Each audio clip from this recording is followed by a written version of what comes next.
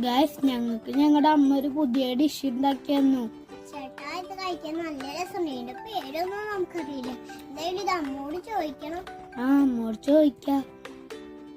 പക്ഷെ അമ്മ പറഞ്ഞല്ലോ, കാരണം അമ്മ അത് അറിയാണ്ടുണ്ടാക്കിയ ഡിഷ് എന്നല്ല അമ്മ പറഞ്ഞത്.